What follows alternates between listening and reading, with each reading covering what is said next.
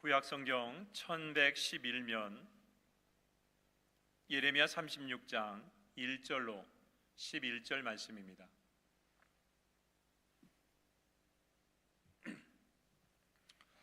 우리 예레미야서 36장 1절로 10절 말씀 한 목소리로 하나님 앞에 봉독해 올립니다.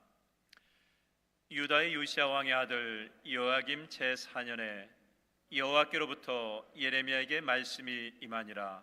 이르시되 너는 두루마리 책을 가져다가 내가 내게 말하던 날 곧 요시야의 날부터 오늘까지 이스라엘과 유다와 모든 나라에 대하여 내가 내게 일러준 모든 말을 거기에 기록하라.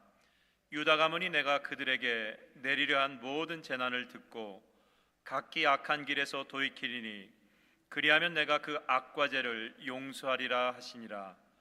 이에 예레미야가 네리야의 아들 바룩을 부르매 바룩이 예레미야가 불러주는 대로 여호와께서 그에게 이르신 모든 말씀을 두루마리 책에 기록하니라. 예레미야가 바룩에게 명령하여 이르되 나는 붙잡혔으므로 여호와의 집에 들어갈 수 없으니 너는 들어가서 내가 말한 대로 두루마리에 기록한 여호와의 말씀을 금식일에 여호와의 성전에 있는 백성의 귀에 낭독하고 유다 모든 성읍에서 온 자들의 귀에도 낭독하라. 그들이 여호와 앞에 기도를 드리며 각기 악한 길을 떠나리라. 여호와께서 이 백성에 대하여 선포하신 노여움과 분이 크니라. 네리야의 아들 바룩이 선지자 예레미야가 자기에게 명령한 대로 하여 여호와의 성전에서 책에 있는 여호와의 모든 말씀을 낭독하니라. 유다의 요시야 왕의 아들 여호야김의 제5년 9월에 예루살렘 모든 백성과 유다 성읍들에서 예루살렘에 이른 모든 백성이 여호와 앞에서 금식을 선포한지라. 바룩이 여호와의 성전 윗들 곧 여호와의 성전에 있는 세문 어기 곁에 있는 사반의 아들 서기관 금야라의 방에서 그 책에 기록된 예레미야의 말을 모든 백성에게 낭독하니라. 아멘. 자리에 앉으시겠습니다. 오늘 우리가 읽은 이 말씀은 정말 중요한 말씀입니다. 왜 중요하냐면 이스라엘 남유다의 마지막 존립, 생사의 갈림길에 있는 중요한 사건을 다루고 있기 때문에 그렇습니다. 오늘 말씀은 그래서 정말 중요한 말씀이죠. 더불어 우리 역시 인생의 갈림길에서 어떤 선택을 해야 될 때 어떻게 해야 되는지에 대한 영적인 메시지도 오늘 말씀에 고스란히 담겨져 있습니다. 특별히 1절에 보니까 이 시점을 여호야김 제4년이라고 했습니다. BC 605년입니다. BC 605년이 왜 중요하느냐? 나중에 보면 알겠지만 BC 605년에 남유다가 멸망하기 때문에 그렇습니다. 참고적으로 이 남유다는 세 번의 바벨론의 침략을 받습니다. BC 605년, 595년, 586년 마지막 586년에 멸망하지만 안타까운 것은요, BC 605년 오늘 말씀 시점에 이미 바벨론한테 멸망을 당해서 포로 생활로 들어가게 되기 때문에 그렇습니다. 그래서 포로 생활에 들어가기 전에 하나님이 이스라엘 백성들에게 중요한 기회를 주시는 마지막 영적 갈림길의 시간이기 때문에 중요합니다. 그 멸망 직전에 하나님이 이스라엘 백성들에게 마지막, 정말 마지막 기회를 주십니다. 우리 예레미야서 36장 1절로 3절 말씀을 제가 읽어드리겠습니다. 유다 요시야 왕의 아들 여호야김 제4년에 여호와께로부터 예레미야에게 말씀이 임하니라. 이르시되 너는 두루마리 책을 가져다가 내가 내게 말하던 날 곧 요시야의 날부터 오늘까지 이스라엘과 유다와 모든 나라에 대하여 내가 내게 일러준 모든 말을 거기에 기록하라. 유다 가문이 내가 그들에게 내리려 한 모든 재난을 듣고 각기 악한 길에서 돌이키리니 그리하면 내가 그 악과 죄를 용서하리라 하시니라. 하나님이 어떻게 말씀하시냐면 예레미야에게 내가 지난 25년 동안 요시야 왕 때부터 선포했던 이 예언의 말씀을 다시 기록해라. 다시 기록해서 이스라엘 백성들에게 다시 한번 선포하라라고 말씀하셨습니다. 그런데 25년 동안 선포됐던 말씀은요, 이스라엘 백성들이 이미 들었어요. 압니다. 그런데 무시했어요. 그리고 그 말씀을 전한 예레미야까지도 지금 감옥에다 쳐 넣어가지고 하나님을 무시할 뿐만 아니라 하나님의 말씀 그 모든 것을 무시한 상황에서 하나님이 진노하셔서 이제 북쪽에서 바벨론 군대가 내려오는, 그래서 이제는 풍전 등 앞에 멸망할 수밖에 없는 상황이지만 하나님은 그래도 한 번 더 기회를 주시려고 지난 25년 동안 선포했던 말씀을 예레미야를 통해서 다시 한번 기록하라, 네 두루마기에 다시 한번 기록해서 이스라엘 백성들에게 들려주라고 하는 마지막 기회를 한 번 더 허락해 주십니다. 자, 그런데 예레미야가 지금 감옥에 있으니까 이 말씀을 기록할 수는 있지만 전하지 못하는 거예요. 그래서 누굴 부릅니까? 그의 동역자고 그의 친척이었던 바룩이라는 사람을 부릅니다. 그래서 바룩한테 얘기를 해요. 바룩, 내가 하나님 앞에 어떤 음성을 들었다. 그 음성은 우리 꺼져가는 이 남유다 왕국에 하나님이 기회를 한번 다시 주셨다. 그 기회를 우리는 살려야 된다. 그래서 내가 하나님의 말씀을, 지난 25년 동안 선포했던 말씀을 여기에 기록을 했다. 너는 이 기록된 말씀 두루마리를 가지고 금식일 날 7월 1일 대속죄일 이스라엘 백성들이 예루살렘에 다 모이는 그날 이 말씀을 다시 한번 그들에게 선포하라라고 바룩에게 당부를 해서 두루마기를 그 손에 들려보냅니다. 근데 그 말씀의 핵심은 물론 25년 동안 선포된 말씀이기 때문에 얼마나 길겠습니까? 핵심은 딱 세 가지예요. 첫 번째 핵심은 뭐냐? 하나님의 백성으로서 선택받는 것이 얼마나 귀하고 축복된 건지 선포를 하라고 얘기를 합니다. 그렇죠? 25년 동안 하나님이 계속해서 선포한 게 뭡니까? 하나님의 백성이 얼마나 귀한지, 하나님의 백성으로 선택받은 것이 얼마나 큰 축복인지에 대한 메시지가 고스란히 담겨져 있죠. 두 번째, 그렇기 때문에 하나님의 백성은 축복뿐만 아니라 영적인 책임이 반드시 따른다. 이게 두 번째 메시지였습니다. 축복에 비례된 만큼 그 축복을 받는 하나님의 백성으로서 영적인 책임을 제대로 감당하고 살아가는 것이 분명히 마땅한 것이라고 얘기를 해줍니다. 그리고 마지막, 만약에 그 영적인 책임을 감당하지 못하였을 때 하나님은 어쩔 수 없이 사랑하는 백성이지만 회초리를 들어서 심판하실 수밖에 없다. 그리고 심판 다음에 다시 한번 하나님의 백성으로 세울 것이다 라는 것이 이 25년 된 선포된 두루마기 말씀의 핵심이었습니다. 하나님의 백성으로 선택받은 것이 얼마나 귀한 것인지, 그러나 그 백성에게는 영적 책임이 따르고 그 영적 책임을 감당하지 못했을 때 하나님의 심판을 통해서 다시 하나님은 그 백성을 새롭게 회복하신다라는 것이 말씀의 핵심이었습니다. 그리고 그 말씀 그대로 7월 10일 이스라엘 백성들이 절기를 지키러 모였던 그 대속죄일 날 바룩으로 하여금 하나님의 말씀 그 두루마기를 선포하도록 이야기를 합니다. 마치 1910년 기미 독립선언서를 작성하고 종로의 종각 탑골공원에서 그 기미 독립선언서를 선포하듯이 바룩을 통하여서 하나님의 성전 앞에 영적 독립선언서, 25년 동안 하나님이 선포했던 영적 독립선언서를 외치도록 그렇게 말씀을 하셨죠. 자, 그래서 바룩이 D-Day 7월 1일 대속죄일 날 백성들이 모여있는 그 가운데 25년 동안 선포했던 영적 독립선언서를 외치게 됩니다. 낭독하게 됩니다. 자, 어떻게 되었을까요? 우리 예레미야서 36장 8절로 9절을 보겠습니다. 네리의 아들 바룩이 선지자 예레미야가 자기에게 명령한 대로 하여 여호와의 성전에서 책이 있는 여호와의 모든 말씀을 낭독하니라. 유다의 요시야 왕의 아들 여호와김의 제5년 9월에 예루살렘 모든 백성과 유다 성읍들에서 예루살렘에 이른 모든 백성이 여호와 앞에서 금식을 선포하니라. 9월이라고 했지만 유다의 달력이기 때문에 7월입니다. 양력으로 7월입니다. 그때 이 말씀이 선포되면서 이스라엘 백성들이 금식을 선포했다. 이 말씀대로 하나님의 마지막 기회를 그들은 제대로 붙잡고 회개하고 금식을 선포하면서 말씀 앞에 돌아서기 시작했습니다. 특히 그날 말씀이 선포된 장소를 어디라고 하냐면 10절에 보니까 금야라 서기관의 방에서 이 말씀이 선포됐다 그랬습니다. 금야라의 방은 성전 주변에 골방처럼 둘러진 방입니다. 근데 그 방 가운데서 이스라엘 백성들이 볼 수 있도록 가장 앞에 공식적으로 열어 붙여지는 그런 어떤 공식적인 어떤 방이 금야라 서기관 집무관의 방이었습니다. 자, 그곳에서는요 이스라엘 백성뿐만 아니라 고위 관료들까지도 그 앞에 있는 말씀을 들을 수 있도록 선포된 곳이었습니다. 금야라의 그 서기관이 사용했던 그 골방이죠. 그래서 여호와김 왕에게 그 말씀을 낭독하게 하는데 참 아이러니하게도요 역사는 돌고 도는 것 같아요. 오늘 여호와김의 아버지 요시야 왕도 사실은 하나님의 말씀을 들읍니다.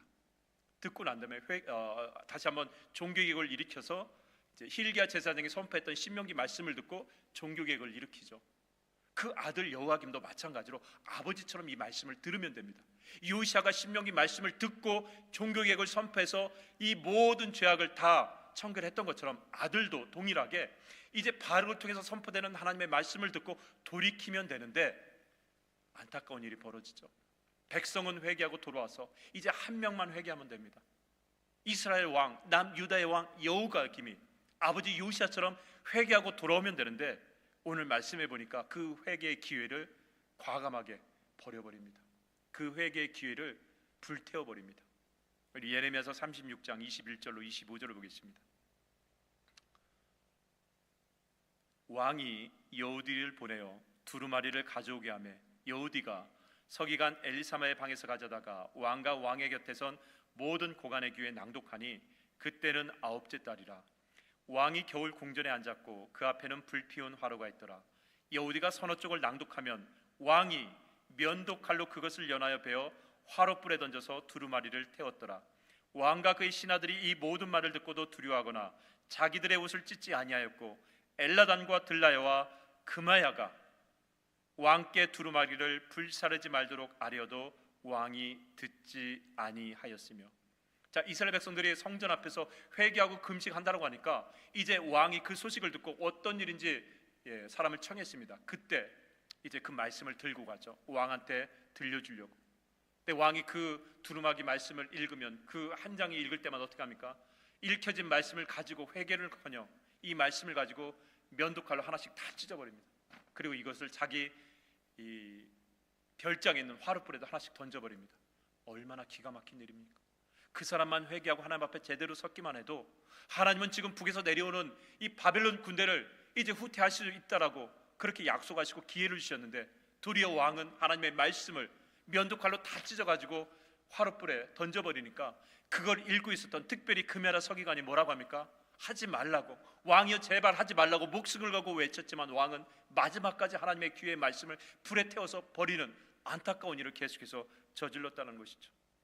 그렇게 마지막 남은 소망을 칼로 찢어서 불에 던졌으니까 북에 있던 바벨론이 내려와서 몇 달 후에 BC 605년에 남유다를 쓸어버리고 남유다는 멸망해서 다니엘과 같은 귀족 자식들이 먼저 포로로 붙잡혀가게 되는 안타까운 일이 그날 일어나게 되고 여호야김은 그날 죽게 됩니다. 정말 안타깝죠. 마지막 기회, 무릎 꿇고 회개하면 되는데, 하나님을 찾으면 되는데 그걸 하지 못해서 모든 나라, 민족, 왕까지도 다 멸망하게 되죠. 여러분, 죄는 그런 거예요. 죄에 빠진 인간은요, 앞에 죽음이 있어도 그냥 그 길로 걸어갈 수밖에 없습니다.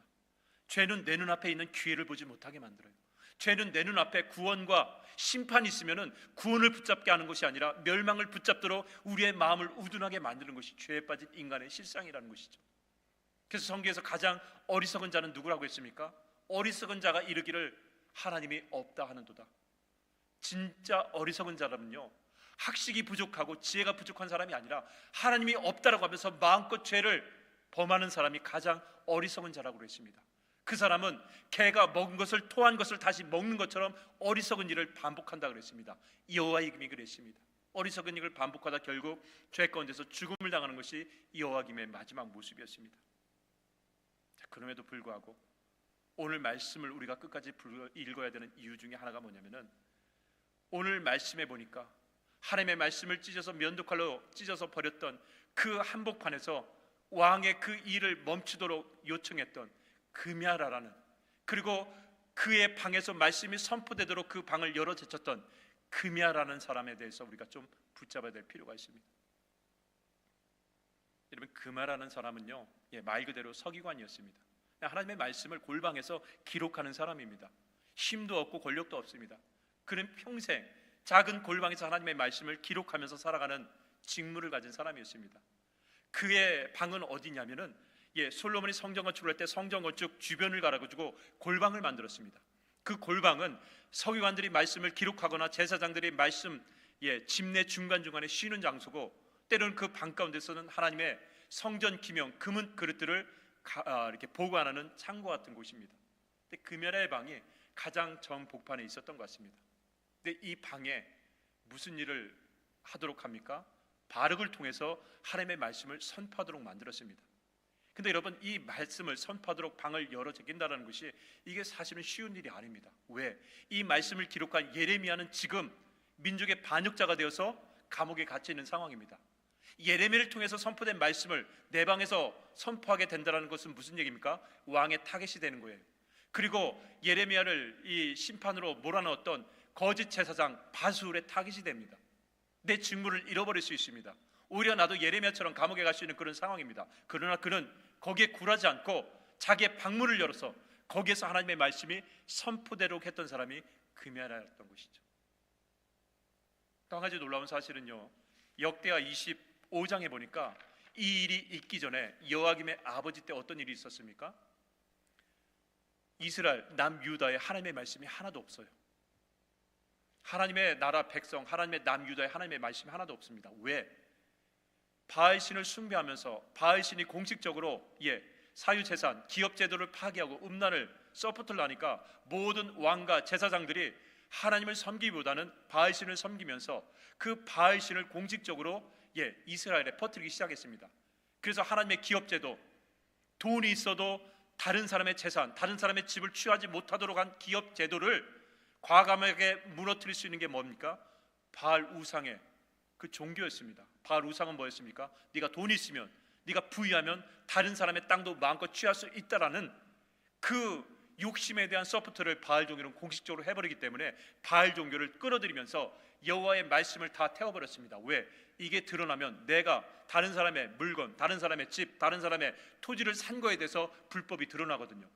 그러니까 왕으로부터 모든 제사장들이 자기의 욕심을 드러내지 않기 위해서, 숨기기 위해서 하나님의 말씀, 모든 율법 말씀을 다 불태워버렸던 것 같습니다. 자, 그런데 여호야김의 아버지 요시야는 하나님의 뜻을 품고 하나님의 무너진 성전을 다시 한번 보수하도록 명령을 내렸습니다. 왜냐하면 그때 남쪽과 북쪽이 전쟁을 하고 있었는데 북쪽에 요아스라는 왕이 와가지고 남쪽 예루살렘을 공격해서 함락을 했습니다. 자, 그런데 그 보물이 어디 있다는 얘기를 듣냐면은 예루살렘 성전에 있다는 걸 듣습니다. 근데 성전에 어디 있습니까? 아까 말했듯이 성전 주변에 골방가에서 여호와 성전에 기명들이 있다는 걸 알고 성전은 무서워서 못 건드리고 어디를 건드립니까? 골방들을 다 무너뜨리고 난 다음에 여기 있는 금은들을 다 빼앗가지고 이제 예루살렘에 돌아갔습니다. 그렇게 무너진 상태로 성전 주변의 골방들이 무너진 상태로 있는데 요시야 왕이 그걸 고치도록 했습니다. 고치다가 뭘 발견합니까? 신명기 말씀을 발견합니다. 그 신명기 말씀, 이 남유다에서 다 사라졌던 그 신명기 말씀을 보니까 이스라엘 백성들의 죄가 얼마나 크고 무서운지, 하나님의 심판이 얼마나 무서운지를 알고 다시 한번 그 말씀 가져서 성전 보수뿐만 아니라 영적 제거를 했는데, 중요한 건 그 신명기 말씀이 바로 금야라의 방과 같이 골방에서 발견되었다는 것이죠. 이게 중요해요. 아마 이스라엘 왕들의 명령으로 서기관들이 이 말씀을 불태웠겠죠. 그런데 어떤 서기관은 하나님의 말씀을 왕의 명령보다 더 두려워한 서기관이 있겠죠. 금야라처럼. 그런 사람들은 어떻게 했습니까? 하나님의 말씀을 두려워했기 때문에 그 말씀을 태우거나 버리지 않고 자기가 거처하는 골방 어딘가에 숨겨놨다는 것이죠. 그게 무너지면서 발견된 거죠. 여러분, 하나님의 말씀을 보존하고 선포하는 사람은 예레미야와 같이, 엘리야와 같이, 엘리사와 같이 능력의 선지자만 하나님의 말씀을 보존하고 선포하지는 않습니다. 어쩌면 서기관처럼, 금야라 같은 서기관처럼 일평생 골방에서 하나님의 말씀을 기록하는 이름도 빛도 없는 그런 사람들에 의해서 하나님의 말씀은 보존될 수 있고 선포될 수 있다는 것이죠. 요시야 왕이 발견했던 그 말씀도 결국에는 누가 숨긴 겁니까? 일평생 골방에서 말씀을 기록했던 이름 모를 서기관에 의해서, 하나님을 두려워하는 그 사람에 의해서 그 말씀이 보존되었고 그 말씀이 어느 날 요시야를 통해서 선포되게 되었다는 것이죠. 그 영적 계보를 누가 이어갑니까? 골방에서 말씀을 필사했던 금야라도 그 방을 열어서 하나님의 말씀이 선포되게 했고, 그 말씀이 이스라엘 백성들에게 선포될 수 있도록 자기의 목숨을 걸고 그 방을 오픈시켰다는 것이죠. 그래서 하나님의 말씀은 기적과 이적을 가진 능력의 선지자뿐만 아니라 일평생 골방에서 말씀 한 자 한 자를 적어오면서 심혈을 기울이며 하나님을 두려워하고 하나님을 사랑했던 그 누군가에 의해서도 하나님의 말씀은 반드시 선포되고 펼쳐지게 된다는 것을 우린 기억해야 될 줄 믿습니다. 제가 한국에서 사역할 때 할머니 권사님으로 이루어진 한나 여선교회를 섬긴 적이 있습니다. 대부분 70 이상이에요. 근데 어느 날 제가 박금순 권사님이라는 할머니를 신방하게 되었습니다. 이분이 80이 넘으신 권사님인데 한국의 고양시 원당에 있는 원당시장 옆에 있는 다세대 그 지하에서 살고 계셨어요. 딸이 한 명이 있었는데 딸이 이제 경제적으로 어려우니까 어머니가 이 권사님이 나라에 신청해가지고 방을 하나 이렇게 임대방을 얻었는데 그 임대방이 너무나 조그만 방이었습니다. 말 그대로 오늘 말씀에 나오는 성전 주위에 삥 둘렀던 이 작은 골방 가득 그런 지하의 단판방에서 권사님이 살아가 계시는 거예요. 신방을 딱 갔는데 정말 아무것도 없어요. 전기장판 하나에다가 TV 하나, 그 다음에 이제 옷 넣는 옛날 옷장 하나, 그렇게 살아가고 있는 것을 제가 보게 되었습니다. 신방상에다 이렇게 성경을 놓고 이제 예배를 드리는데 예배 중에 저 오른쪽에 뭔가 권사님의 집에 어울리지 않는 귀한 것이 하나 딱 있는 거예요. 그게 뭐냐면은 비단, 그 비치색 비단에 이렇게 보자기처럼 쌓여진 하나 상자가 하나 딱 있는 거예요. 권사님 집에 비단 보자기는 어울리지 않는데 그 비단 보자기에 쌓여있는 이 작은 상자가 하나 있는 것을 제가 발견해서 너무나 신기해가지고 권사님께 물어봤습니다. 권사님, 저 귀한 것은 권사님 도대체 뭡니까? 라고 물어보니까 권사님이 부끄럽다듯이 그를 가져다가 보자기를 펼치면서 저한테 보여주셨습니다. 사진 한번 보세요. 제가 사진을 찍었습니다. 저거였어요. 여러분, 저게 뭐냐면은 권사님이 10년 동안 말씀을 필사하신 거예요. 자세히 보면 알겠지만 글씨가 삐뚤빼뚤 써진 거예요. 10년 동안 창세기부터 요한계시록까지 말씀을 쓰신 거예요. 그걸 다 10년 동안 쓰고 난 다음에 이걸 제본이라고 하죠. 하나의 책처럼 만들어가지고 비단 보자기에다 싸가지고 보관하신 거예요. 이렇게 한 이유가 한 가지입니다. 자기 딸이 초등학교, 중학교, 고등학교, 대학교까지는 정말 열심히 신앙생활하면서 믿음 생활을 했는데 결혼하고 나서 먹고 사는 게 너무 힘드니까, 생활이 힘드니까 교회를 나가지 못하면서 신앙생활을 멈췄다는 것을 아니까 권사님 너무나 마음이 아파하신 거예요. 그래서 권사님이 딸한테 교회 가라 하면 안 들으니까 내가 죽기 전에 이걸 만들어 가지고 내가 죽으면은 이게 유산처럼 딸에게 주려고. 그러면 엄마가 유산으로 남겼다니까 딸이 볼 수밖에 없잖아요. 그렇게라도 이 딸이 하나님의 말씀을 읽었으면 좋겠다는 마음으로 10년 동안 쓰신 거예요. 그러니까 80이 넘으니까 눈이 잘 안 보이시잖아요. 그러니까 돋보기 쓰다가 하루는 뭐 한 줄 쓰기도 하고 하루는 뭐 한 장 쓰기도 하면서 10년을 쓰셨다고 해요.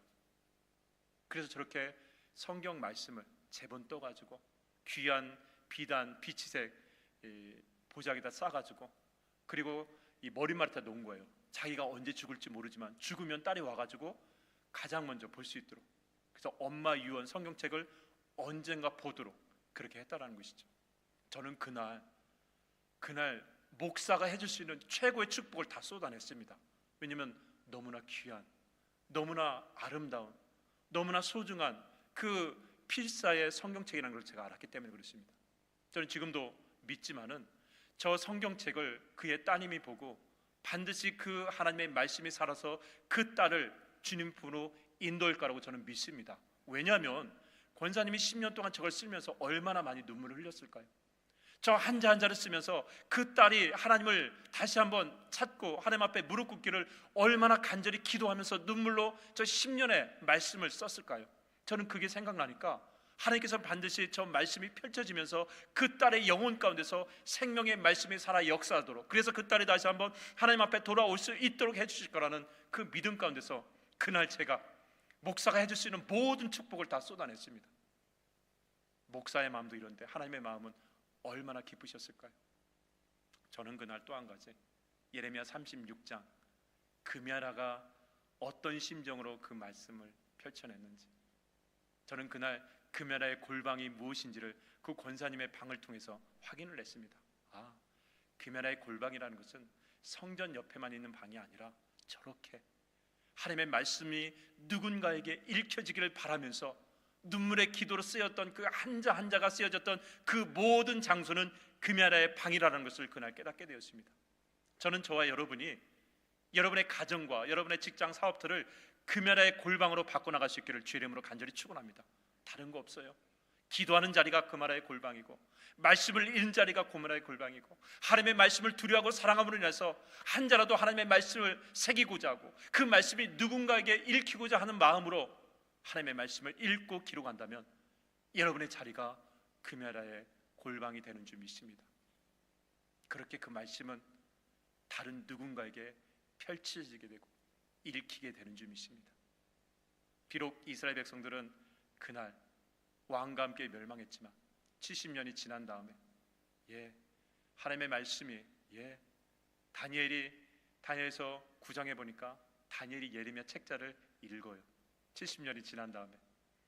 그리고 그날 무릎 꿇고 하나님 앞에 기도하죠.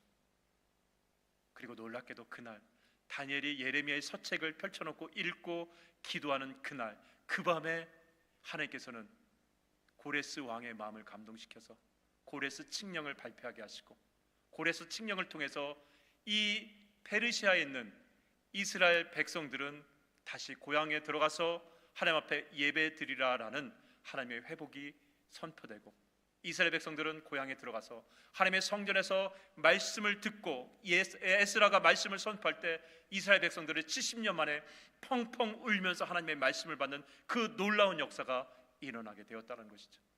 그 말씀은 예레미야 말씀을 통해서 선포될 뿐만 아니라 금야라처럼 이름도 없이 빛도 없이 하나님을 사랑하며 기도하고 말씀을 선포했던 그 누군가에 의한 헌신에 의해서도 하나님의 말씀은 아름답게 힘을 얻고 선포되는 줄 믿습니다.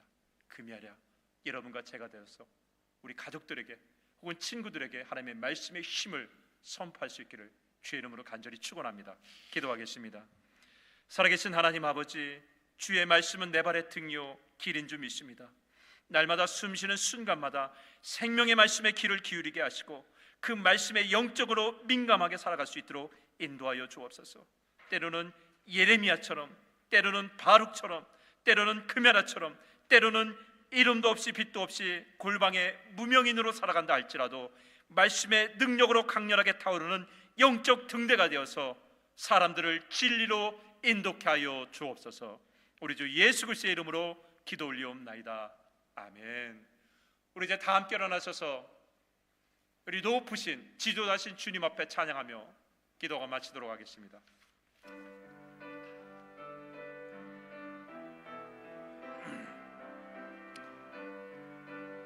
우리 삶에 하나님밖에 없는 줄 믿습니다. 지존하신 주님 이름 앞에, 지존하신 주님 이름 앞에 모든 무릎 꿇고 다 경배해.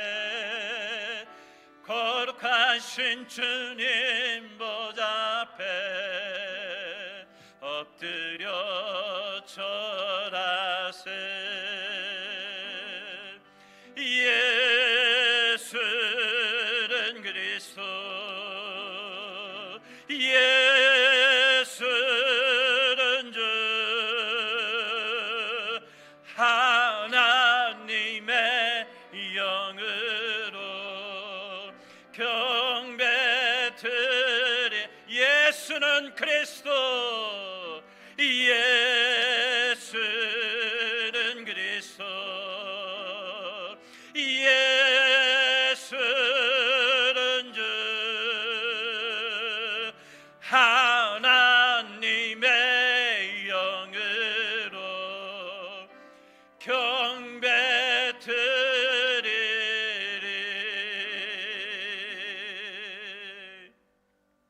지금은 하나님 아버지의 극진하신 사랑과 그 사랑을 전해주게 이 땅에 낮은 몸으로 오시고 십자가에 달려 돌아가시기까지 끝까지 우리를 사랑하시는 예수 그리스도의 은혜와 성령님의 감화감동 교통하심이 하나님의 말씀을 사랑하고 하나님의 말씀을 두려워할 줄 아는 믿음의 귀한 우리 임마누엘 할인연합감리교회 성령들 머리 위에 지금부터 영원토록 함께 하시기를 간절히 축원하옵나이다. 아멘.